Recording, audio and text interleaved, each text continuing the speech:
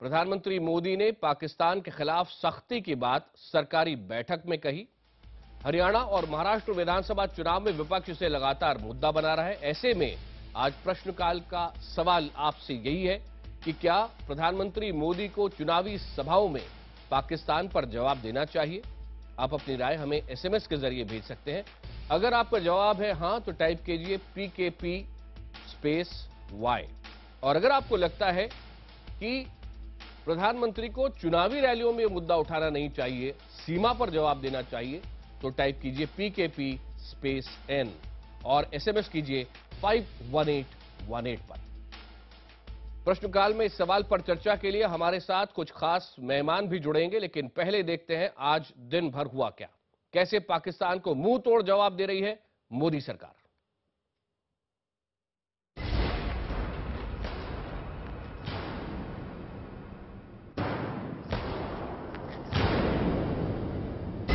अक्टूबर शुरू होते ही नियंत्रण रेखा पर शुरू हुआ पाकिस्तानी फायरिंग का सिलसिला थम नहीं रहा। पहले आमतौर पर रात के समय ही फायरिंग होती थी, लेकिन अब दिन के उजाले में भी हो रही है। ऐसे में पहली बार भारत सरकार ने भी पाकिस्तान के खिलाफ बेहद सख्त रुख अपना लिया है।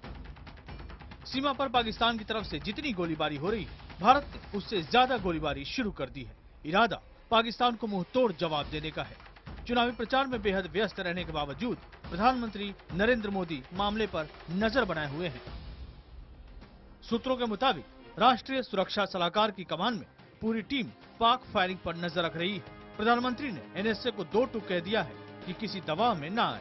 PM ने यह भी कह दिया है कि जब तक फायरिंग जारी रहेगी पाकिस्तान से बात नहीं की जाएगी। यही नहीं, सीमा पर तैनात सुरक्षा बलों को पाक फायरिंग से निपटने की खुली छूट दे दी गई है। इस मसले पर केंद्रीय गृह मंत्री राजनाथ सिंह ने भी BSF के महानिदेशक से बात की और भारत पाक सीमा पर स्थिति की जानकारी ली। BSF की तरफ से सीमावर्ती इलाकों में रहने वाले लोगों को कहा गया है कि वो अपने घरों से बाहर नहीं निकले, क्योंकि पाकिस्तान अपनी रणनीति बदलकर फायरिंग कर रहा है। वहीं भारत की तरफ से जो कार्रवाई हो रही है उसके लिए केंद्रीय गृह मंत्री राजनाथ सिंह ने सटीक बयान दिया।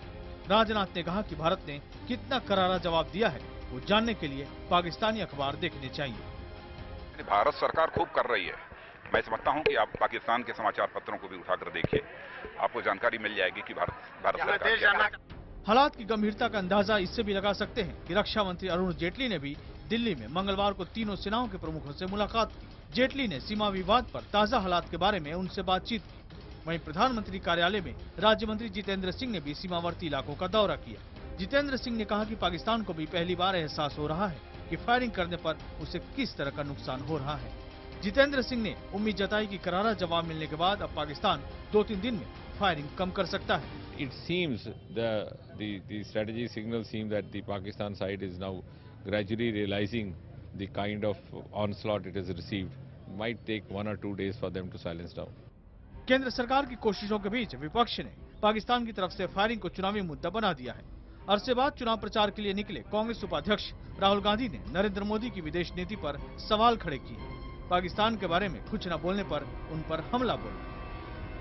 पाकिस्तान हमारे ऊपर हमला कर रहा है, हमारे लोग मर रहे हैं। चुनाव के समय कहा था भाई अगर मैं प्रधानमंत्री बनूंगा तो पाकिस्तान कुछ नहीं करेगा, चीन कुछ नहीं करेगा। राहुल के सियासी हमले का जवाब बीजेपी अध्यक्ष अमित शाह ने दिया। सोनिया जी के राज में गोलीबारी होती थी ना, तो पाकिस्तान की फौज गोलीबारी की शुरुआत करती थी और पाकिस्तान की फौज ही उसे समाप्त कर देती थी। और आज वहां से गोलीबारी शुरू तो पाकिस्तान की फौज करती है, मगर उसको समाप्त भारत की फौज करती है। जाहिर है सियासी बयानबाजियों से अलग केंद्र सरकार सीमा पर चल रही फायरिंग से निपटने की गंभीर कोशिश कर रही है। खुद गृह मंत्री के मुताबिक एक तय रणनीति के तहत ही पाकिस्तानी फायरिंग का जवाब दिया जा रहा है। सरकार का मानना है कि पाकिस्तान कश्मीर मुद्दे को अंतर्राष्ट्रीय मंच पर उठाने में विफल रहा है, जिस कारण उसकी फायरिंग बढ़ गई है। ये उसकी हताशा का भी प्रतीक है। अब भारत सरकार पाकिस्तान को उसकी भाषा में ही जवाब देने की तैयारी कर रही है। विक्रांत यादव, दिल्ली, IVN 7। और इस वक्त चर्चा के लिए हमारे साथ दिल्ली से जुड़ रहे हैं बीजेपी के नेता सुधांशु मित्तल, कांग्रेस के प्रवक्ता आलोक शर्मा और गुड़गांव से हमारे साथ हैं retired major general Satbir Singh. साथ ही स्काइप के जरिए पाकिस्तान से हमारे साथ जुड़ गए हैं पत्रकार और लेखक बाबर अयाज। बाबर साहब, आपके पास सबसे पहले आना चाहूंगा और आपसे ये समझना चाहता हूं कि अभी अभी खबर ये आई है कि पाकिस्तान के प्रधानमंत्री नवाज शरीफ ने नेशनल सिक्योरिटी काउंसिल की बैठक बुलाई है सुबह 10 बजे फ्राइडे को, शुक्रवार को। पाकिस्तान में जो दोनों ओर से शेलिंग इस वक्त भी जारी है, उसके बारे में क्या चिंताएं हैं? एनएससी की मीटिंग क्यों बुलाई है प्रधानमंत्री ने? देखिए, पाकिस्तान में तो लाजमी है, इसके बारे में खासी चिंता है। और आपको मालूम होगा कि इससे पहले, क्योंकि पाकिस्तान में तो यही कहा जाता है कि ये हिंदुस्तान की तरफ से बगैर किसी प्रोवोकेशन के एक किस्म का अटैक होते हैं, और जिसमें पाकिस्तानी खासे जो हैं 12 से ज़्यादा शहीद बिल्कुल। और इंडिया में बोला जाता है कि पहली फायरिंग उस तरफ से हुई, लेकिन इस बार पहली बार एक सरकार है जो सत्ताधारी पार्टी, रूलिंग पार्टी है, उसकी तरफ से ये कहा जा रहा है अभी तक शुरुआत होती थी पाकिस्तान की तरफ से, लेकिन अब एंड हम करते हैं। हाँ, मतलब वो दोनों तरफ की बातें हैं। अब मैं तो एक पत्रकार की हैसियत से समझता हूँ कि मुझे दोनों तरफ की हुकूमत के जो बयानात होते हैं उन पे ज़्यादा यकीन नहीं होता। बिल्कुल। लिहाजा ये इस बात को अलग रख के कि कौन पहल कर रहा है और कौन नहीं कर रहा, बुरी बात तो ये हो रही है ना कि इतने लोग जो हैं, मासूम जो विलेजर्स हैं, वो मर रहे हैं इसके अंदर। और वो चाहे हिंदुस्तान में मरे या पाकिस्तान में मरे, इंसानों की मौत हो रही है। और इसको हमें कंडेम करना चाहिए, चाहे वो हिंदुस्तान का मीडिया हो या पाकिस्तान का मीडिया हो, बजाय इसके कि इस चीज़ को हम बढ़ावा दें कि साहब जो कौन कस के बयान देता है ज़्यादा, ये कस के बयान देने की बात गलत है। दूसरी तरफ ये है कि एक चीज़ पाकिस्तान में पहले भी नहीं हुई, जो पिछले इलेक्शन में, तो और आइंदा भी अभी भी पॉलिटिक्स के अंदर इतनी बहस थी हो रही थी, वो नहीं थी अभी कुछ दिन पहले तक, कि कभी भी हिंदुस्तान को लेकर उसको और हिंदुस्तान के साथ लड़ाई के इश्यू को इलेक्शन इशू नहीं बनाया गया, जबकि इंडिया में वो इलेक्शन इशू बनाया गया और अभी भी आप बता रहे हैं कि बनाया जा रहा है। तो ये इस किस्म की चीज़ों को ये वाकई सच है? क्या सिर्फ इलेक्शन का मुद्दा है या उससे ज्यादा है? बाबर साहब, यहाँ पर भी हम इंडिया में भी बात करेंगे। हमारे साथ कुछ और भी खास मेहमान इस वक्त जुड़े हुए हैं। सबसे पहले चलते हैं जो सत्ताधारी पार्टी है, रूलिंग पार्टी है भारत में। सुधांशु मित्तल जी, बीजेपी नेता, इस वक्त हमारे साथ है। सुधांशु जी, आप बाबर साहब को बताना चाहेंगे कि इंडिया में जो पॉइंट ऑफ व्यू है वो क्या है? बाबर साहब, हम लोगों का जो दृष्टिकोण है बहुत स्पष्ट है। हम लोग शांति के पुजारी हैं, लेकिन अगर हमारे सीमाओं पे हिंसा होती है तो फिर हम लोग चुप नहीं बैठ सकते। देखिए, हमारी तरफ से ही शांति की शुरुआत करी गई थी। नरेंद्र मोदी जी आए, उन्होंने नवाज शरीफ साहब को बुलाया और उसके बाद सचिव स्तर की बातचीत आगे बढ़ाई गई ताकि हमारे संबंध सुधर सके। लेकिन देखिए पाकिस्तान की तरफ से क्या होता है।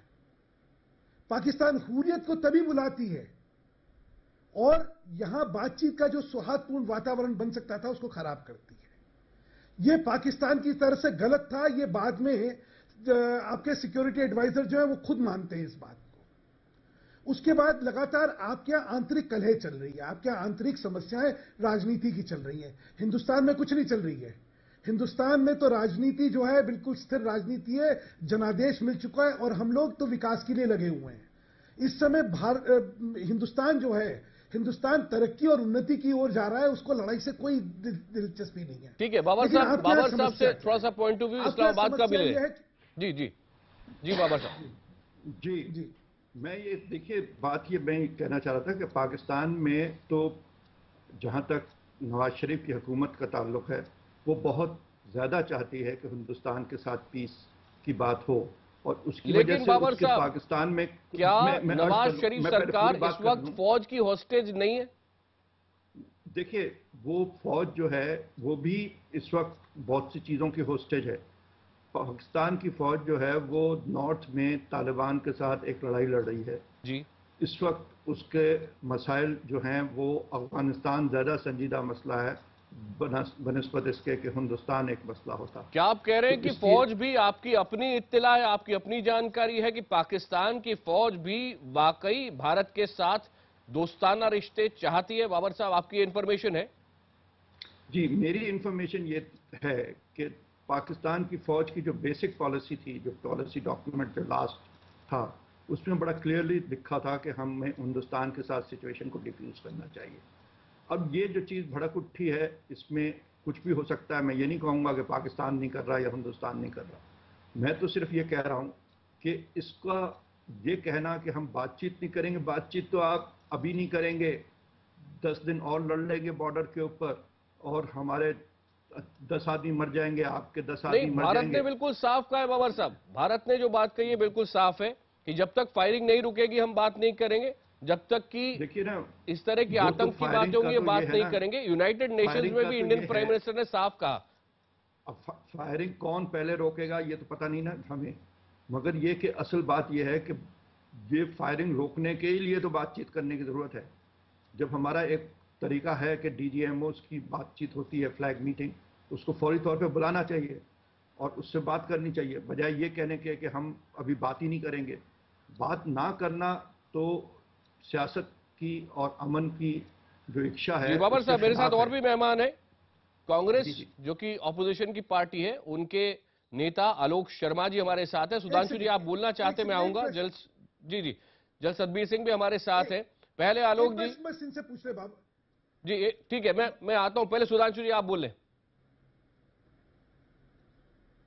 बाबर साहब, मैं आपसे सिर्फ एक प्रश्न पूछना चाहता हूं। जिस समय सचिव स्तर की बातचीत की रजामंदी हुई और वो तारीख तय हो गई, उस समय उससे ठीक पहले हुर्रियत को बुला के यहां पे दिल्ली में एम्बेसी द्वारा बातचीत करने का क्या औचित्य था? ठीक है, अगर आप कह रहे हैं कि वहां की जो सारी बात पटरी से उतरी, वहां पे ये बीजेपी कह रही है बाबा साहब, इच्छा यही है, तो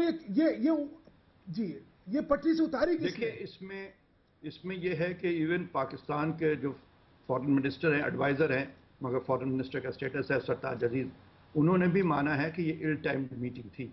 तो ये वाकई आपका कहना सही है कि वो मीटिंग इल टाइम थी। बहुत ऑनेस्ट, बहुत डायरेक्ट जवाब। और पाकिस्तान में ये इस बात से बिल्कुल खुश हो के सुधांशु जी भी यहां पर मुस्कुरा रहे हैं और सिर हिला रहे हैं। बाबर साहब भी आपको बता दूं, आलोक शर्मा जी, कांग्रेस जो बातें कह रही है वो पूरी इस पिक्चर में कहां फिट होती है?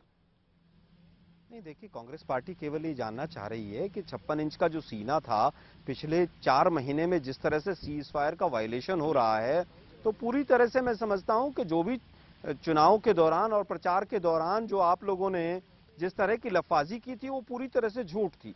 लेकिन इतना जरूर है कि अब जो सत्ताधारी दल भाजपा है, उसको वर्ल्ड जियोपॉलिटिक्स और डिप्लोमेसी कम से कम समझ आने लगी है। आज तमाम प्रवक्ताओं को ये समझ आने लगा है कि संबंध किस तरह से चलते हैं। लेकिन आज मैं अपने बड़े भाई सुधांशु जी से पूछना चाहता हूं कि लगभग 10 लाख लोग जो हैं बॉर्डर एरिया से पलायन कर चुके हैं, उनके लिए क्या मोदी जी जिम्मेदार नहीं है? क्या केंद्र की सरकार आज जिम्मेदार नहीं है? आप हमें बिरयानी वाली स्टेटमेंट बहुत सुनाते थे मीडिया चैनल्स पर आकर। मैं पूछना चाहता हूं कि आपकी जो 4 डिप्लोमेसी रही, पाकिस्तान के साथ, नेपाल के साथ, चीन के साथ और यूएसए के साथ, ठीक है, सुधांशु जी, पूरी तरह जवाब ले लूं, फेल रही हैं वो। जी सुधांशु जी, मुझे बहुत दुख है जिस तरह के बयान दिए जा रहे हैं। आकाश जी, आपने कहा पाकिस्तान उधर परेशान हो रहा है। जो भारत ने अपना रुख अपनाया, जो प्रतिक्रिया हुई और जिस तीव्रता से इनकी फायरिंग का जवाब दिया गया, उनके बौखलाहट तो स्वाभाविक है। दुख यह है कि यहां पे पाकिस्तान के साथ साथ कांग्रेस में बौखलाहट है। इस समय देशभक्ति का क्या तकाजा है? आज अगर आपने राहा साहब जो एयर चीफ मार्शल हैं, उनके अगर बयान पढ़ा हो तो उन्होंने कहा है कि सीमा पे स्थिति गंभीर है।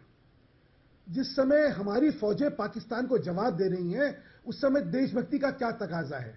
देशभक्ति का क्या यह तकाजा है कि लड़ती हुई फौजों के मनोबल को हतोत्साहित करा जाए, या ये तकाजा है कि सिंह को इस समय मैं यहां पर डिस्कशन में लाना चाहूंगा। जल सिंह, हमसे करते ही गएगा। आपने बहुत लंबी, इनको जरा बंद करवाएं। जी आप बताएं।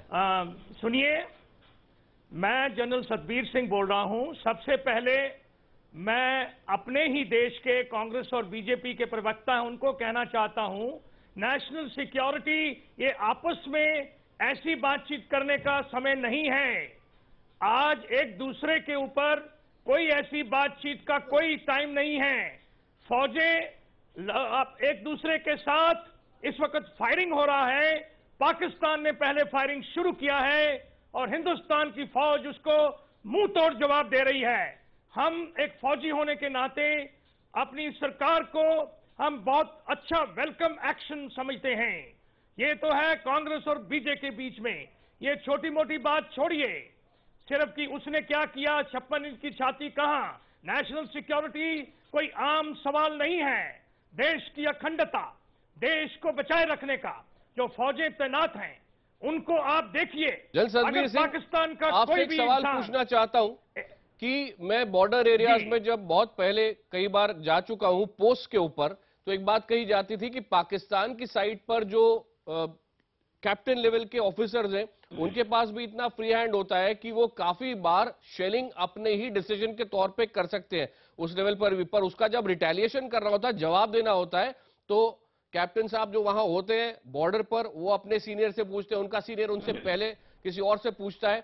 क्या ये ट्रेंड इस बार मोदी सरकार ने बदला है? क्या ये सच है या ये राजनीतिक बयानबाजी आपको लगती है? नहीं, मैं ये कहना चाहता हूं, फौज जिस भी देश की फौजें हैं उनको ये पूरा हुक्म दिए जाते हैं सरकारों से कि जो सिचुएशन को देखते हुए आप एक्शन कीजिए। और फायर फॉर इफेक्ट जो फौजें हैं वो हवा में गोले बर्बाद नहीं करती। जब एक फौज, चाहे वो हमारा बीएसएफ है, चाहे हमारी फौजें हैं, जब वो एक्शन में आती हैं तो फायर फॉर इफेक्ट होता है। हम दूसरी तरफ उसका रिजल्ट देखते हैं। इस दफा पाकिस्तान ने अनप्रोवोक्ड फायरिंग किया है।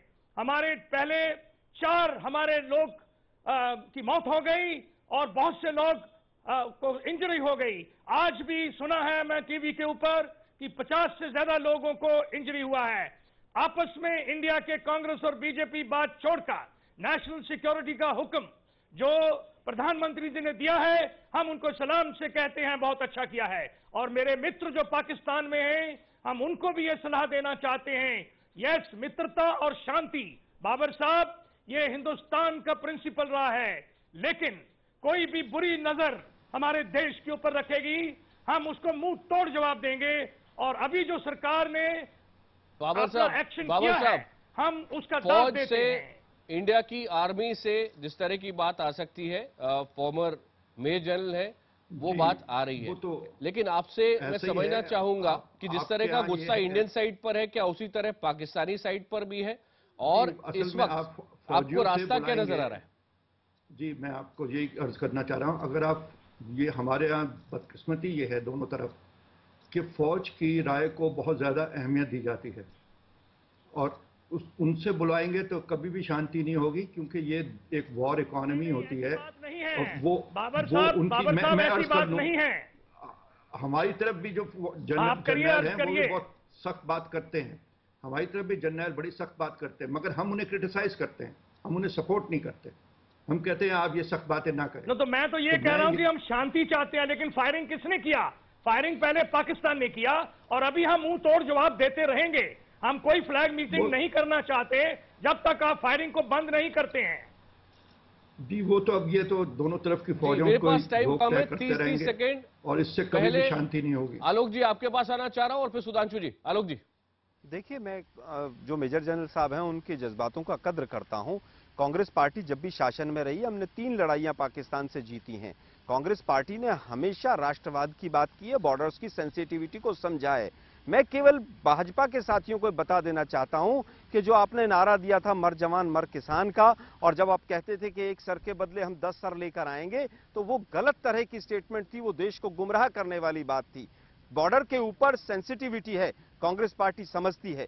हम केवल ये कहना चाहते हैं कि अगर केंद्र सरकार कोई भी कठोर से कठोर कार्रवाई करेगी तो कांग्रेस पार्टी उसका पूरी तरह से समर्थन करेगी। लेकिन आज बैक चैनल डिप्लोमेसी कहां चली गई? आज यूनाइटेड नेशंस के अंदर जो तमाम भारी भारी भाषण दिए गए, उनका असर कहां चला गया? वो कहां चला गया असर? के अमेरिका में जो मेडिसन स्क्वायर पर प्रधानमंत्री महोदय झूठ बोलकर आ रहे थे, हमने सुन ली। सुधांशु जी, आखिरी 30 सेकंड आपके पास। आकाश जी, आपने सुना होगा और मुझे लगता है देश देख रहा होगा, और देश आज शर्मिंदा होगा कि देश में राजनीति के लिए देशभक्ति को तिलांजलि दी जा सकती है। देश आज ये शर्मिंदा होगा कि जिस समय फौजें लड़ रही है वहां पे राजनीति में ये छातियां नाप रहे हैं। फौजें पहले भी लड़ती थी, जिस समय स्थितियां होती है, एक सिंह भाई मैं बोल लूं, पहले मैं बोल लूं ना, जिस समय लड़ाई हो रही होती है उस समय ये भाषाएं नहीं होती हैं। राजनीति करनी है, लड़ाई खत्म हो जानी चाहिए, जितनी राजनीति करनी है करिएगा, हम आपको जवाब देंगे। लेकिन इस समय फौजें एक चीज चाहती हैं कि हिंदुस्तान एकजुट होकर उनके पीछे खड़ा हो, ताकि पाकिस्तान के नापाक इरादों को हम लोग खत्म कर सकें। सभी मेहमानों को बहुत बहुत धन्यवाद। प्रश्नकाल के पहले हिस्से का समय यहाँ समाप्त हो रहा है। अब आज के सवाल पर भी बात कर ले। एसएमएस से जो आपकी राय मिली है, हमने सवाल किया था क्या प्रधानमंत्री मोदी को चुनावी सभाओं में पाकिस्तान पर जवाब देना चाहिए। जो जवाब आए उनके मुताबिक 52% लोगों ने हाँ में जवाब दिया है, 48% लोगों ने ना में जवाब दिया। लोग बराबर बराबर लगभग बटे हुए हैं। लेकिन एक बात आपको जमीन से जो जानकारी आ रही है वो दे दूं कि इस समय पाकिस्तान के खिलाफ जो जबरदस्त फायरिंग हुई है उसके बाद पाकिस्तान में काफी परेशानी है और पाकिस्तान से अब पेशकश इस तरह की लगातार आ रही है कि क्यों ना बात के जरिए इसको हल किया जाए। और सोर्सेज बता रहे हैं कि उसकी एक तरफ वो पहल है, दूसरी तरफ नेशनल सिक्योरिटी काउंसिल की भी बैठक बुलाई जा रही है।